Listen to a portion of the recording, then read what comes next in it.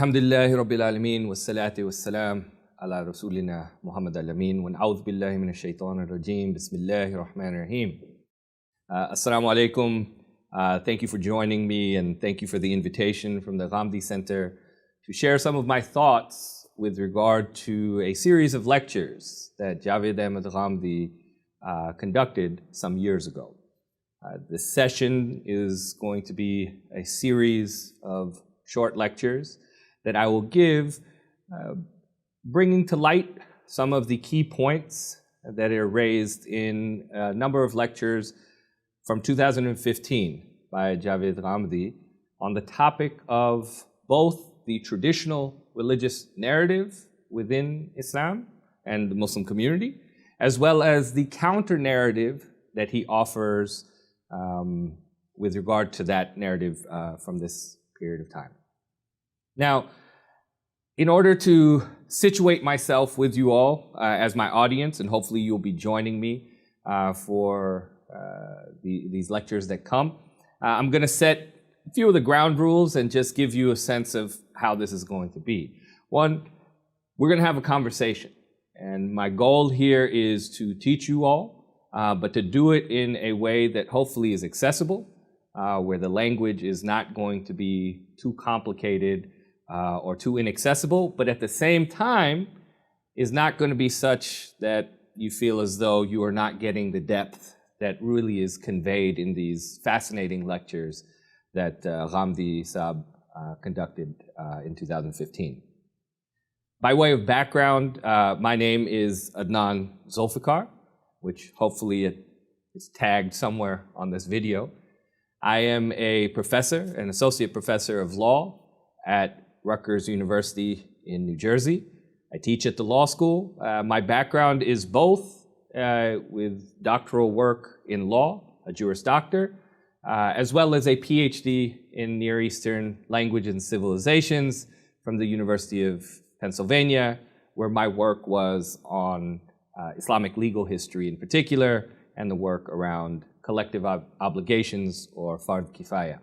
So this is my background, and this is my area of interest. My interest with regard to Ghamidi Sahab came about many years before I even started my PhD, and I won't go into much detail there, but what I've been most interested in, and the reason for me conducting these lectures and hopefully others in the future, is the type of intellectual thought and re-engagement with our intellectual tradition as Muslims that I found with Ghamidi Sahab as well as within his circle. And so to the extent that I can bring that in the English language and help those of you who are unable to access Ghamidi Sahab's work in the primary language, that's part of the objective here. At the same time, for those of you who may or may not be familiar with the Ghamidi Center and Ghamidi Sahab himself, he encourages an intellectual atmosphere, one in which criticism, critique of him, of his ideas, as well as others within the circle, is strongly encouraged as a part of the generative process through which Islamic knowledge and knowledge in general moves forward.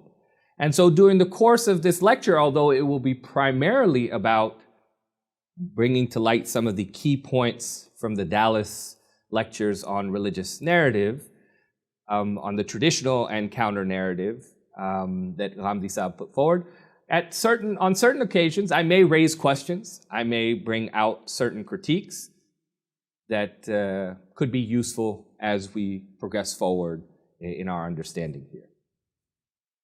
Let me give you a roadmap of what we're going to do, at least in the next few sessions, and particularly in this first one. So over the next few sessions, what you're going to get is a sense of where Ghamidi is coming with some of his ideas. Where are these ideas originating from in terms of why does he go down this road? And some of this I'll talk about with regard to him specifically, and some will be my own commentary. In addition to that, then we'll walk through the sort of key players within the traditional narrative that he wants us to investigate, that he feels as though have had the most profound influence on the construction of this narrative over time. And then some of the most salient points that are really at the heart of this narrative, that in order to fully appreciate the narrative and then the counter narrative that he offers, you have to really get a sense of these key salient points. In this first session, my goal is to walk us through at least the introduction to some of these ideas that we're going to discuss over this series of lectures, and to really frame it for you so that you're ready for what comes next. Okay, so that gives you a sense of where we're going to go. For Ghamidi, the idea of this narrative seems to really have originated a long time back, as he was beginning to think about Islam in sort of a scholarly manner and go through a number of different teachers and study through, his early training in Dars-e-Nizami, the sort of traditional South Asian curriculum, and through traditional learning there in a variety of different subjects with a number of different teachers. And then over time, studying under people like Maulana Maududi, who we'll certainly be discussing in these lectures, Amin and Islahi, who is probably his most prominent teacher, and others. This narrative also is influenced by what he was seeing around him in his society in Pakistan, where he lived for the majority of his life, was born there and lived there, what he was seeing around there, and then what he began to see in other parts of the world as well. And what it seems to be his own desire to at least respond to other people's questions as to what is going on. This question of what is going on has been on the tips of the tongues of Muslim scholars and, frankly, non-Muslims for many decades now, as they've tried to understand, at least the ones who are approaching this in a positive, constructive way, is trying to understand what precisely is going on within the larger Muslim community and the dynamics that are taking shape there. Now, those dynamics are heavily influenced, obviously, by what has happened over the course of a number of centuries. One of the most prominent things to bear in mind is that, and that underlies sort of some of what Ghamidi is speaking about within the traditional narrative, is that for the vast majority of Islamic history, Muslims retained a level of political power. That political power meant that for many, many centuries, and especially the centuries within which their intellectual tradition develops, they had control over their polity. They had political control over their polity. In other words, they were not in a subjugated state. In fact, they had such a dominance, Islamic civilization did for a while, and the various empires that came within it, that they couldn't imagine what it would mean to actually be subjugated. Why is that important? That's important because the traditional narrative gets constructed in a period of time. The vast majority of that traditional narrative gets constructed in a period of time where Muslims have hegemonic control over the territories in which they exist, where they are essentially functioning as a superpower. And part of the story of Islamic civilization, as we try to understand it in the modern period, is that that control and that power took a sharp turn with the entry of colonial powers, Western colonial powers, in Muslim lands.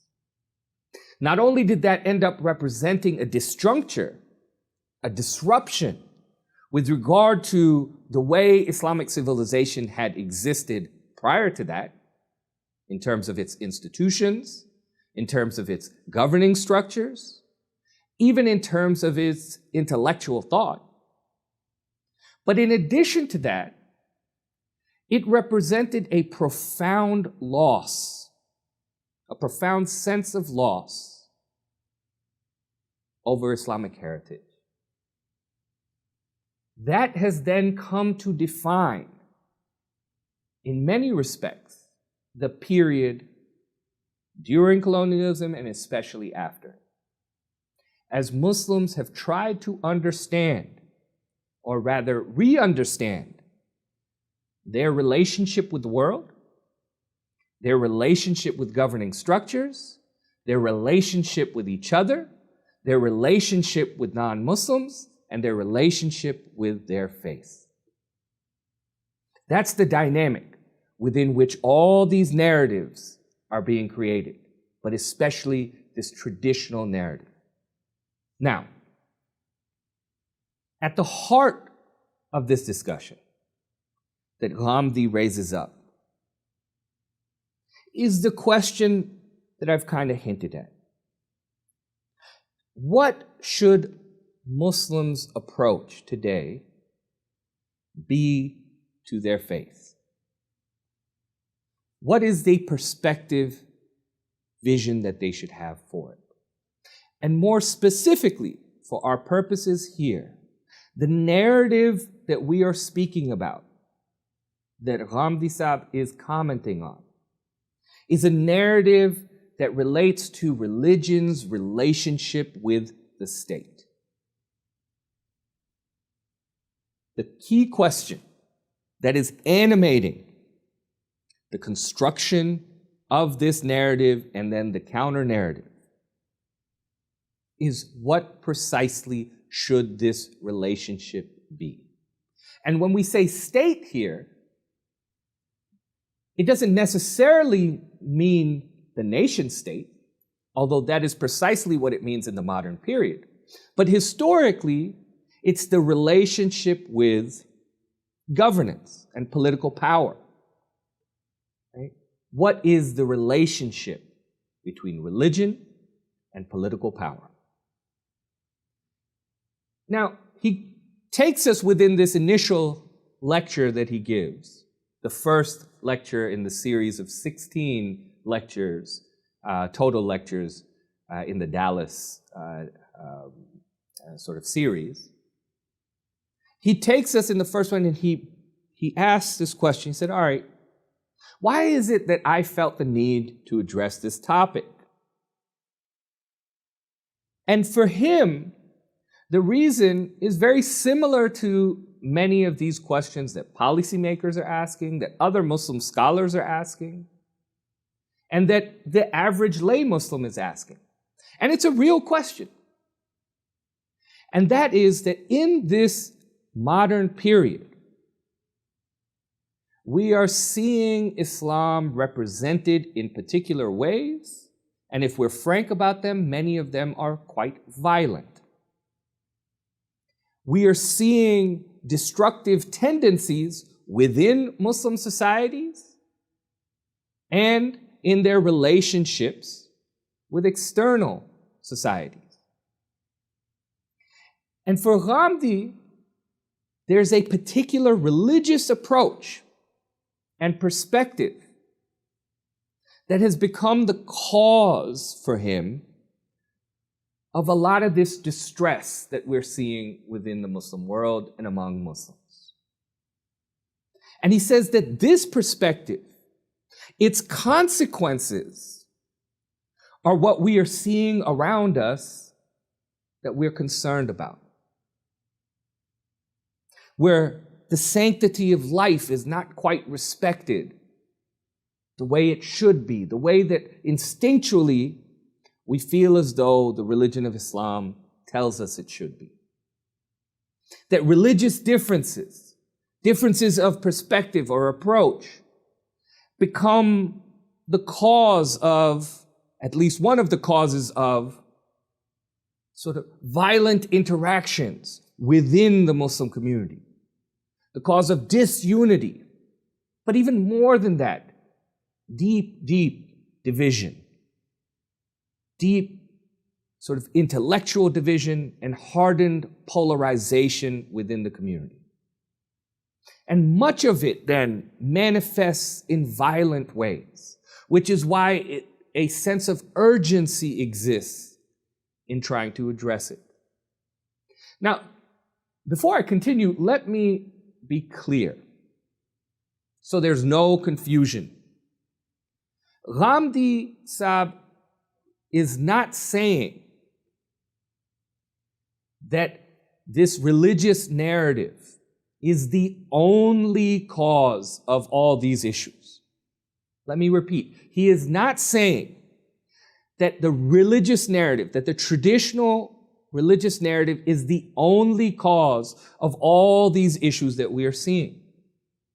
He is certainly well aware and articulates the role of colonialism, the role of foreign interventions, the role of economics, and a series of other factors that are always at stake in some of these geopolitics that we see around the world, whether they involve Muslim countries or not.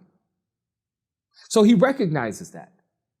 What he is simply saying is that this traditional narrative and really the mindset that it has created, which is a result of sort of centuries of intellectual thought that then didn't fully adapt to these disruptive things that happened in the world, especially with the loss of Muslim political power, that this narrative and the mindset it creates is a significant cause within the behavior that we're seeing, or of the behavior that we're seeing. And he points in particular to two places in the world to give us a sense of this. He begins by saying, look, I'm not new to this game. This isn't something new that I'm introducing onto the scene. I had pointed this out, he says, when Afghanistan first went down a particular path. So, for those of you who don't know Afghan history, I'm not going to give you a full primer on it, but some decades ago, the Soviets tried, and unsuccessfully, to occupy Afghanistan and to sort of create their government there that was particularly wedded to ideas around communism. And they were able to install one for a period of time, but then there was a response. And we sort of won't go into the dynamics of that and where sort of different countries situated themselves. But within that, the narrative, the traditional narrative became incredibly useful. Because the traditional narrative essentially allowed jihad to be unlocked. That you were able to push the idea, especially in Afghanistan, of a transnational jihad to root out these foreign occupiers. But the manner in which it was done and what it unleashed, we are still contending with today. And sadly, and there's plenty of blame to go around, it has resulted in where Afghanistan is left, the position that it is left in today. The other area that he points to, as again, somewhat of a warning of what's to come,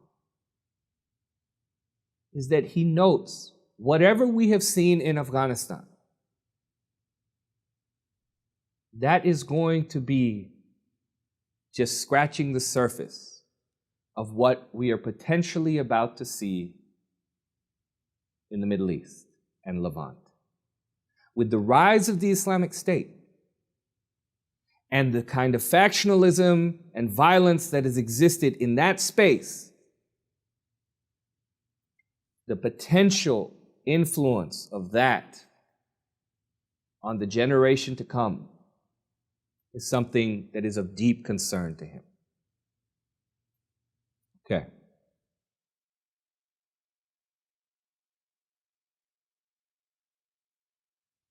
Within this, then, I've noted this idea of jihad, which we're going to come back to because it's important. It's part of sort of the manifestation of some of this narrative. And what Ghamidi points out is what we are seeing that should concern us is that there is an appeal with regard to this narrative that then gets connected to sort of committing certain types of violence. There's an appeal that stretches across the Muslim world, such that even in places as far afield from Syria and Iraq as Malaysia, people are signing up and ready to go fight jihad, to answer that call. And why are they doing that? They are doing that with the anticipation that the jihad that they are fighting is the jihad that is spoken of in the Quran, and that the narrative and mindset that they have been given is that jihad that they're going to fight will lead to the same types of rewards that the jihad in the Quran speaks of, the particular type of jihad. That paradise will be the result of this effort that they're going to engage in. And for Ghamidi, the issue is not so much the idea of jihad itself. He's not a pacifist as such. But it is the exploitation and misuse of parts of a finely tuned Islamic tradition for other objectives today. In some respects, that is part of his underlying critique. That God, he says, or his notion is that God has set out a particular scheme with regard to everything within the faith, including the idea of potentially fighting for the faith, for God. And God has put it together with a certain wisdom, with particular restraints, with certain preconditions. And that when those are sidestepped and ignored, that this is when the problems get created. And his overarching critique is really that it is this fundamental misconstruing of the Islamic heritage, or of the message of, really, not so much the Islamic heritage, but the message of the Quran and the Sunnah, that has created some of the issues we see today.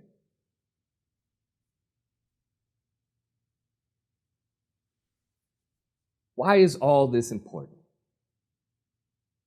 Why is it important for us to have a discussion about the traditional religious narrative? For Ghamidi, you cannot begin to fix what you think is wrong today without understanding how you got here. It is not possible to change or reform a particular understanding of religion's relationship with the state until you have a full understanding of what the traditional conception of that relationship is, which is the basis upon which those who are pontificating on it today rest. That is essential. You need to know what precisely you are hoping to critique. And here we get an insight into Ghamdi's approach in general. He does not shy away from intellectual disagreement, but more importantly, he insists that you first take the time to understand the other perspective fully and on as sort of in as much clarity and on their terms as much as possible. Because you cannot create a counter narrative until you actually try to respect what the narrative is in the first place, respect it enough to understand it. You don't have to agree with it. Certainly you can disagree with it. But first you have to know what it is before you begin to disagree. So that's where we're at. That is the beginning of this little journey that we'll go on, and that hopefully you're going to learn from, I'll learn from, as I try to walk you through what Javed Ghamidi has done, which is to unpack the traditional narrative so that we can see what's inside, and then subsequent to that, offer us something else to chew on, to think on as a counter narrative. Look forward to continuing this conversation. Wa akhiru da'wa walhamdulillahi rabbil alamin.